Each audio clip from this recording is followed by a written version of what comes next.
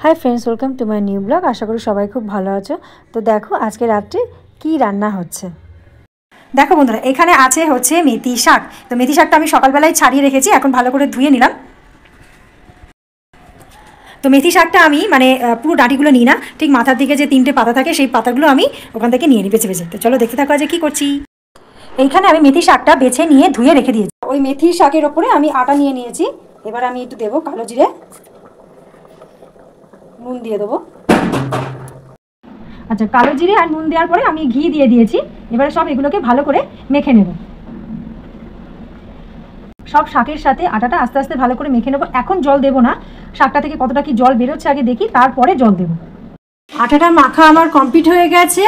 এবারে আমি দেখো এই যে লেচি কেটে নিচ্ছি। আমার সব লেচি কাটা এখানে হয়ে গেছে। দেখো এবারে আমি এগুলোকে বেলে নিচ্ছি। পরোটাগুলো দেখো ছোট ছোট আকারে বেলে নিয়েছি। দেখো বেলে নেওয়ার পরে এবারে আমি এগুলোকে ভেজে নিচ্ছি। আমি সাদা তেল দিয়েই ভাজছি, ঘি দিয়ে ভাজছি না, কারণ রাত্রে খাওয়া হবে। তো এবার ময়নের সঙ্গে তখন ঘি দিয়েছিলাম, সেই জন্য ওগুলোকে সাদা তেল দিয়ে আমি ভেজে নিচ্ছি। আর আমরা বিশেষ করে পরোটা বলো লুচি বলো আগে খেতাম ময়দার, বাট এখন আমরা মানে ময়দাটা খেতে চাই না, কারণ আমাদের সবারই একটু পেটে হজমের সমস্যাটা হয়।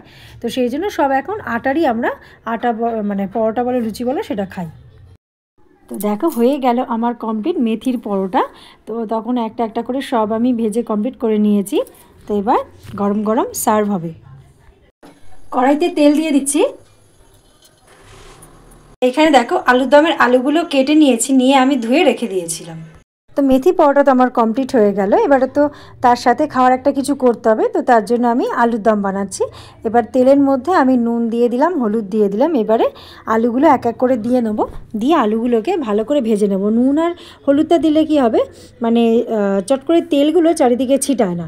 তো সেই জন্য আমি নুন হলুদটা দিয়ে দিলাম, দিয়ে আলুগুলো ভালো করে ভেজে নেব।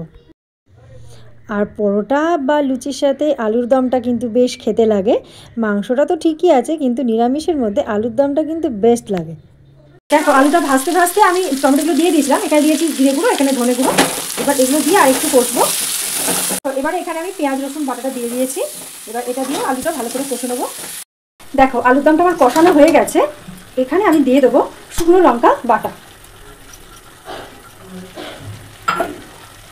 তারপরে দিয়ে দেবো পেঁয়াজ পাতা, দিয়ে আবার ভালো করে মিশিয়ে নেব। দেখো আলুর দমটা ফুটে উঠেছে। এবারে আমি ধনে পাতা দিয়ে দিয়েছি। এবারে নামানোর আগে একটু গরম মশলা দিয়ে আমি নামিয়ে নেব। দেখো আলুর দমটা হয়ে গেছে। এবার একটু ঘি দিয়ে দেবো আর একটু গরম মশলা। ব্যাস, এবার একটু নেড়ে চেড়ে নিয়ে নামিয়ে দেবো।